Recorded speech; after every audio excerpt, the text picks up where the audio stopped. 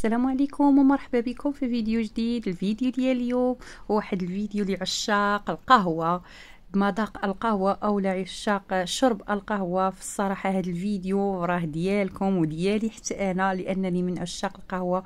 واحد البسكوي لاول مرة كنجربه، وشحال وانا مترددة بانني نجربه، واليوم جربته وان شاء الله والله العظيم الا ما حشمنيش الحمد لله. فقط انني مهم تبعت وكنت مهم حاولت انني نركز فيه. فاي حاجه انك نوصيكم بغيتوا ديروها وبغيتوها تنجح معكم، فقط انكم سمعوا من النصائح، ماشي من فيديو، ماشي من جوج، ماشي من ثلاثه. حاولوا انكم تسمعوا النصائح كامله، وراه اي حاجه غادا تنجح معكم. فقط تكونوا يعني باغين هذيك الحاجه. هنا اول حاجه عندي واحد الملعقه بومبي ديال قهوه سريعه الذوبان، واحد شويه ديال الحليب سائل بدرجه حراره المطبخ، تقريبا الكاس هذاك الاسبوع فقط، وكنخليهم انهم يذوبوا.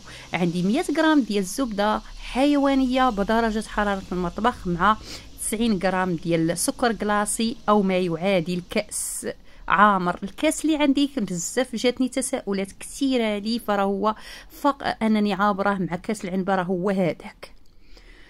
كنخدم هاد العناصر وسمعوني مزيان، فانا كنخدم هاد العناصر جيدا، كنخدمها مزيان سواء بالمضرب الكهربائي او بيديكم، فحاولوا انكم تخدموها جيدا.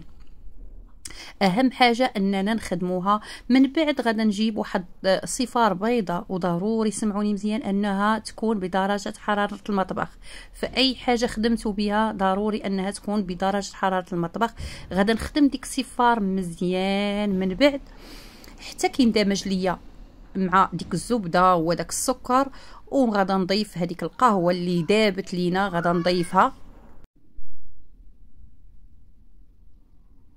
غدا حنحاول حتى هي ندخلها مع الخليط ديالنا حتى انه يندمج لينا ويعطينا واحد الخليط اللي هو ليس.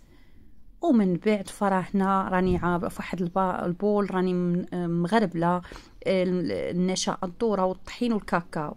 الكميه غادا نخليها لكم بالضبط مضبوطه في صندوق الوصف. وغادا مهم واحد الحاجه بالنسبه للخميره، فقط ما تفوتوش ليا اقل من نصف ملعقه صغيره، ما تفوتوهاش ليا، لا فتوها راه غادي يتغير لكم الشكل ديالو. وبالنسبه للطحين راه عندي 150 غرام. بالنسبه للكاكاو عندي معلقه عامره بومبي، ضروري انها تكون عامره بومبي، وجوج معالق عامرين ديال النشا الذره حتى هما بومبي. غير العبارات بالضبط غادا نعطيهم لكم بالغرامات، فاكيد غادا نحطهم لكم كما قلت لكم في صندوق الوصف. الخليط كنحاولوا اننا نجمعوه فقط برؤوس، كنحاولوا اننا ما ندركوش هاد العجينه، فقط اننا نجمعوها باطراف الاصابع صافي. وغادا ندوز، هذا هو القوام ديالها، كتكون شاده شويه ماشي قاصحه وانما غير شاده في راسها. كندوز هنا غادا نعبر معكم فقط غير باش نوريكم الحجم، راه ما بين 6 حتى 7 غرامات. الحجم خاصو يكون صغير. هاد الكميه اللي عجنت هاد العجينه راه غتخرج ليا تقريبا واحد 80 حبه. هذا هو الشكل ديالها. كنكوروها على شكل بيضاوي الشكل باش تعطيني هذوك الحبات على شكل حبات القهوه الاصليه. كنبقى مهم كنكورها من هكا حتى كنسالي الكميه كامله اللي معايا، غير ما تكبروش الحجم. فهاد البسكوي واحد الحاجه ضروري انه كيدخل الثلاجه واحد نصف ساعة في الحال بارد وساعة في الحال سخون. بما اننا هذا البسكوي الاغلبية كياكلوه في الحال بارد، فحاولوا تدخلوه ضروري واحد نصف ساعة الثلاجة، من بعد عاد كتدخلوه للفران. فالطياب ديالو اهم سر في الطياب ديالو، لانه ما كيبغيش الطياب. من بعد ما كورنا العجينه فغدا هنايا واحد الحاجه، غادا نجيب هذاك وغادا نحاول انني نفتحها من الداخل، من الوسط عفوا، ولكن ما نهبطش هذيك الفتحه حتى لتحت باش ما تحلش ليا بزاف. غادا نحاول غير نقرب غير نفوت، يعني ما نوصلش الوسط. هانتوما كتشوفوا الشكل كيفاش كندير ليا، راه هنا يعني الطريقه راه باينه، الشرح موضح في الطريقه ديال الخدمه ديالي.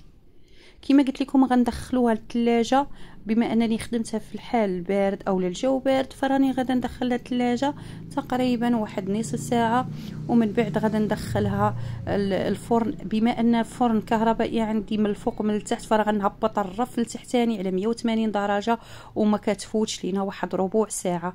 هذا هو الشكل اللي كنحصلوا عليه، شكل حبات القهوه، مذاق رائع، الشكل رائع صراحه، تستحق التجربه. فقط انكم ما تبخلوش عليا بلي لايك، بالتعاليق ديالكم المحفزه، وان شاء الله ان الفيديو انه ينال الاعجاب ديالكم. هنا غادا تشوفوا هنا من الداخل، شوفوا الداخل ديالها كتجي رائعه، ما كتجي لا طالقه الزيت لا والو، كتجي هذاك الشكل اللي كنقلبوا عليه في اي بسكوي هو هذا. واي واحد وصل لهنا ومازال ما خلى لي تعليق او لما مشتركش في القناه، فضلا منكم وليس امرا، تشجيعا لي، فحاولوا انكم تخلوا لي اشتراك وتعليق ولايك. والى اللقاء في فيديو قادم ان شاء الله.